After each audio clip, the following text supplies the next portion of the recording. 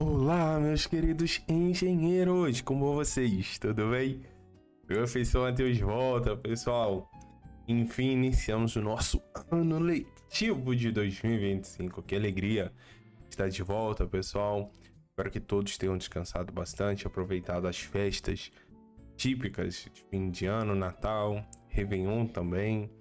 E estejam energizados para mais esse ano letivo. E como sempre, contem comigo em todas as matérias desse ano letivo. Pessoal, seguiremos juntos nessa parceria em todas as atividades, todos os mapas, nas provas. Podem contar comigo. Inclusive, já estou ajudando vários alunos, grupos de estudo, inclusive, alguns já fechados e formados. Então, se você precisar de ajuda, não perca tempo. Me chama no WhatsApp, vai ser um prazer enorme ajudar você na conclusão das atividades, nos mapas, nas provas, porque assim, juntos conseguiremos atingir os objetivos inerentes às aprovações, beleza, meus queridos? Então, vamos abordar hoje a atividade dessa matéria maravilhosa, programação em cálculo numérico, pessoal, muito legal. E aqui, pessoal, no contexto dessa atividade, ele traz um tema muito importante, pessoal, inclusive é um dos temas mais importantes desta matéria, que são os métodos de aproximação de funções. Sendo assim, ele traz uma contextualização e pede para a gente escrever de forma detalhada sobre cada um desses métodos aqui. Eu trouxe alguns métodos para a gente discutir, preparei para ajudá-los com esse material e assim vocês terão base para desenvolver as respostas de vocês. Não tem segredo, é tranquilo. Mas eu faço um alerta importante, entendam o método de verdade, façam exercícios de aplicação de cada um dos métodos, porque seguramente vai cair na prova. Lembre-se da prova do... ano passado vocês provavelmente não fizeram, né, essa matéria, mas eu acompanhei alguns alunos e eu verifiquei que questões desses temas aí, desses métodos, apareceram continuamente em grande escala nas provas. Então atenção, aprendam de verdade porque certamente será útil, beleza? Queridos, vamos lá então. Montei aqui um material muito legal para vocês, para que vocês possam utilizar como suporte, beleza? Vem comigo. Bom, meus queridos, então vamos lá então falar sobre essa atividade de estudo 1 de programação em cálculo numérico. Bom, aproximação de funções. Afinal de contas, o que é isso, pessoal? Qual a mensagem, a finalidade desse conceito? Então, pessoal, no cotidiano de engenharia, né, algumas funções podem ser bastante complexas de serem resolvidas. Uma boa forma de simplificar é aproximar as funções através de funções bem mais simples, de onde os resultados possam ser obtidos com menos esforço. E óbvio, né, resultados que promovam uma aproximação aceitável. Podemos utilizar de aproximações quando precisamos avaliar diferentes pontos ou quando precisamos derivar ou integrar também, Também quando temos um conjunto de pontos da função, mas não sabemos a forma analítica real. Clássico caso, pessoal. Eu lembro, inclusive, quando eu ainda estava estudando engenharia civil lá na UFRJ, né? Lá me formei, antes de ir para a França estudar, fazer o duplo diploma. E eu lembro que na minha primeira iniciação científica, era um projeto, parceria com a Petrobras, participei desse projeto no laboratório de geotecnia da COP, né, que é a pós-graduação. E foi muito interessante porque era um conjunto de amostras do pré-sal inerente à bacia de Santos. E a ideia era analisar essas amostras, fazer todos aqueles ensaios laboratoriais para a gente caracterizar o solo, a amostra, e também desenvolver um modelo físico para simular o processo da sonda, dado que o solo naquela região é um solo bem escuro e também ele tem muito resíduo orgânico, então tem um cheiro bem forte. E é muito interessante porque a gente não tinha a mínima ideia, né? Pô, eu então, estudante, graduação, o primeiro grande projeto desse, a gente não tinha a mínima ideia de qual era a forma analítica, né? De expressões, conjunto de funções que descreveriam o processo físico. É muito interessante e justamente aí eu vi uma aplicação direta de aproximação de função. que apesar de desconhecer qual é a função, a gente tinha vários dados coletados. Então, cai justamente nessa parte aqui, ó. Apesar, aí, na maioria dos casos práticos, tá? Casos reais de engenharia, a gente não conhece, não tem a menor ideia, às vezes, qual é a função analítica, mas a gente tem isso daqui, ó, um conjunto de pontos. Então, a gente tem aquele conjunto de dados e a ideia é estabelecer um modelo físico para que melhor descreva, né, aquele comportamento. Outro exemplo clássico, me lembro bem, meu professor de Ciências de Materiais e de Análise Estrutural, o professor Bruno Jacovazzi, grande Bruno Jacovazzi, pode pesquisar depois o Lattes, muito fera. E a área específica dele é offshore. Então é toda essa parte de extração de gás e petróleo. E ele desenvolvia muitos modelos. A gente inclusive desenvolveu uma vez uns juntos, justamente através de aproximações de funções, modelos que simulavam aqueles dutos que transportavam gás, petróleo e gás, mas sobretudo gás, né? Isso lá no Rio, né? Lá na região, para a bacia da região de Macaé. Então era muito interessante. E eu tô falando isso porque às vezes a gente estuda ou vê o professor falando determinados assuntos que são tão distantes, né, da realidade, e a gente fica com um pouco de dificuldade de enxergar na prática onde a gente vai empregar isso.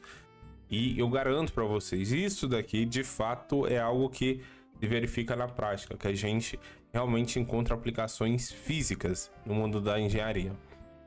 Bom, sendo assim, falando um pouco sobre os métodos, né, de aproximações de funções. Temos vários, listei aqui alguns. Primeiro, o mais básico, simples e também o mais fácil, que é a interpolação linear.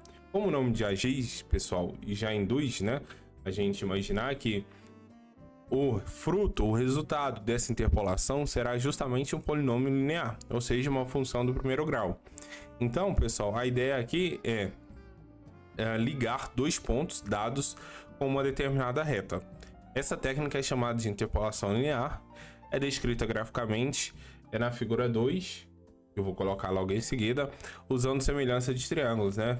Ou a famosa regra de 3, tanto faz, que é a fórmula da interpolação linear. Então aqui eu coloquei a semelhança de triângulos e depois, quando a gente desenvolve isso, faz uma manipulação algébrica, isola f1x, que é a função de grau 1, um polinômio interpolador, a gente tem esse resultado aqui. Então, aí aqui, ó, mamão com açúcar, papai açúcar, vocês já tem a função. Então, quando vocês forem interpolar algo com a interpolação linear, essa é a expressão. O que é x0, x1? Ora, isso aqui é o x do ponto 2 ou do ponto 1, e esse é o x do ponto 0, do ponto 1. Beleza? E fx1 é o valor da função quando x é igual a x1. fx2 é o valor da função quando x é igual a x0. x1 e x0, né, são os dois pontos da abscissa dados. fx0 é o valor da função no ponto inicial. E aqui x menos x0. O x vai ser a incógnita do nosso polinômio. Lembra que o intuito aqui é determinar um polinômio que melhor se ajusta a esses pontos, beleza? E x0, consequentemente, é o ponto inicial. Não tem segredo, só jogar na fórmula, uma vez que você tem esses dois pontos. Lembrando, interpolação linear, a gente vai obter uma reta. Por uma mesma reta passa apenas, por dois pontos passa uma única reta. Então, se você tem dois pontos, só existe uma reta específica que passará por eles de forma simultânea. Bom, repare que algo interessante, uma observação, quando a gente fala de interpolação linear, vale ressaltar que quanto menor o intervalo entre os pontos dados, melhor vai ser a aproximação do nosso polinômio linear. Por quê? Porque quando nosso intervalo, ou seja, a distância entre dois pontos x0 e x1 é muito grande, os erros de aproximação são bem bizarros. Olha esse exemplo aqui. O nosso polinômio, a gente quer aproximar essa curva aqui, ó.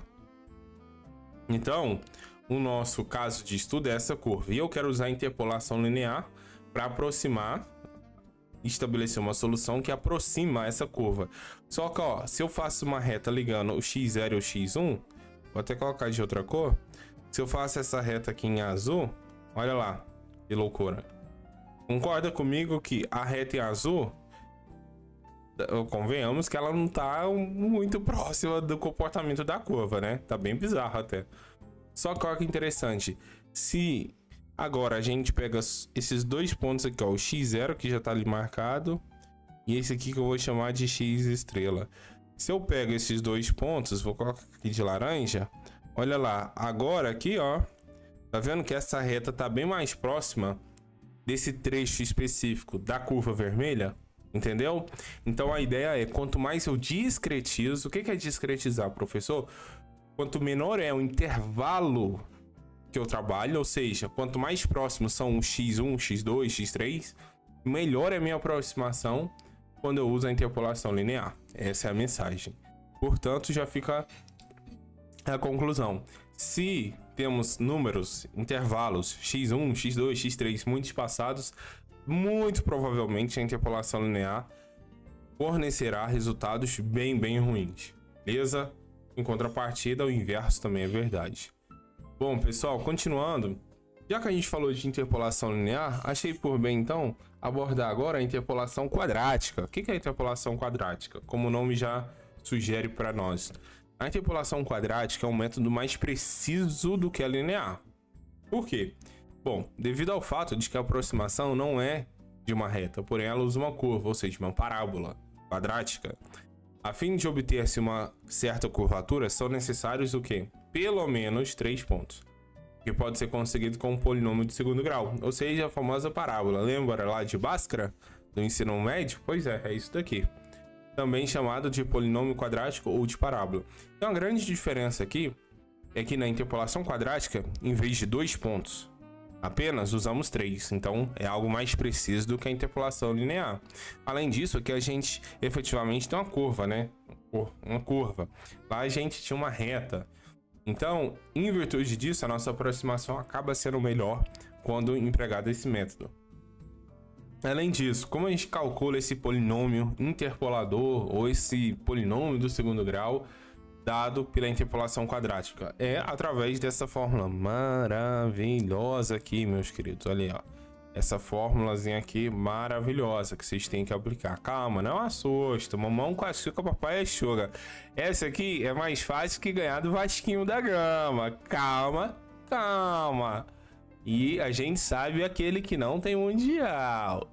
Ó, pensa comigo. A gente precisa de 3 pontos, né? Então, quem serão esses 3 pontos? No caso da interpolação quadrática, ó, vou chamar aqui, ó, P1. Quem vai ser o meu P1, que é o ponto 1? Vai ser x0 e fx0. Ou seja, isso aqui é o x, isso aqui é o meu y. Quem vai ser o meu P2? P2 vai ser x1, f de x1. E por fim, quem vai ser o P3? P3, que é o ponto 3, é x2, f de x2. Então aqui a gente tem um conjunto de 3 pontos, beleza? Ok, só que aí no polinômio aqui, ó, que eu circulei, a gente precisa de coeficientes B0, B1, B2. Na verdade, pessoal, esses coeficientes nada mais é do que esses pontinhos aqui, ó. Esses pontinhos aqui, só que aí a gente colocou B0, B1, B2 para ficar mais organizado. Então tá aqui o valor de cada um desses elementos. Depois é só substituir. Nitidamente a gente verifica que é bem mais trabalhoso, né? Olha o cálculo de B2, sendo que B2 é o único coeficiente. Tem que calcular depois o B1, B0 já é dado, e depois de obter esses 3 valores, tem que jogar nessa fórmula aqui e, enfim, obter a sua função quadrática, ou o seu polinômio interpolador quadrático, beleza? Mas esse é o conceito, ok?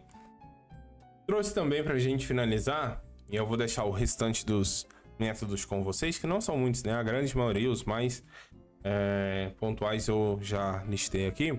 É o de Lagrange, muito interessante, pessoal. Bom, os polinômios interpoladores de Lagrange formam uma classe específica de polinômios que podem ser usados para fazer o ajuste de um determinado conjunto de dados simplesmente a partir dos valores dos pontos. Os polinômios podem ser escritos diretamente e os coeficientes são determinados sem a necessidade de nenhum cálculo preliminar. Isso é muito legal. Ok, como isso funciona? Simples. Olha aqui, ó, pessoal. Para Lagrange, a gente vai definir, né? Como resultado, a gente vai obter um polinômio interpolador, ou seja, vai ser um polinômio. E aí, sendo polinômio, pode ser de grau 2, grau 3, grau 4, grau 5, grau n, grau infinito, enfim. O que vai definir qual vai ser o grau do meu polinômio? Ao contrário do interpolador quadrático, que já é grau 2, interpolador linear, que é grau 1, no método de Lagrange a gente pode ter n graus diferentes. O que vai definir isso vai ser a quantidade de pontos que eu tenho. Como assim?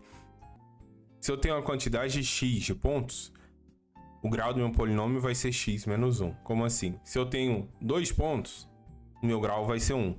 Se eu tenho 3 pontos, o grau do meu polinômio será 2. Se eu tenho 10 pontos, o grau do meu polinômio será 9. Então, o grau sempre vai ser a quantidade de pontos que eu tenho menos 1.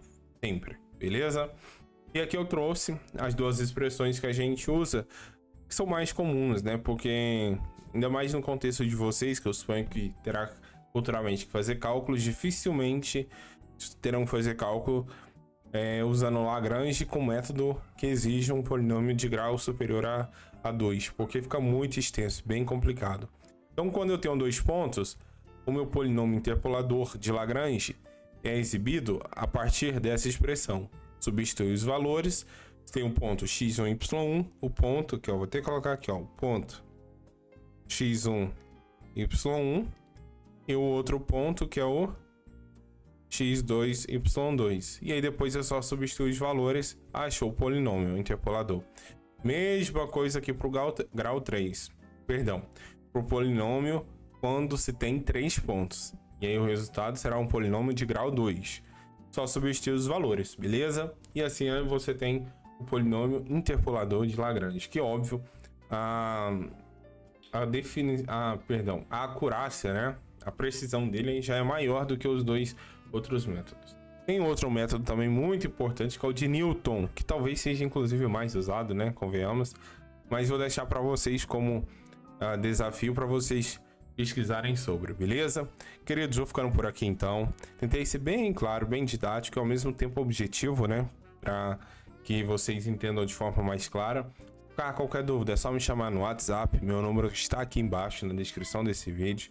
Estou ajudando vários alunos em todas as matérias, todas as atividades, mapas e provas. Portanto, contem comigo, pessoal. Não deixe para a última hora e, claro, juntos vamos conseguir essas aprovações, tá bom? Sendo assim, forte abraço, bons estudos e até o próximo vídeo. Tchau, tchau!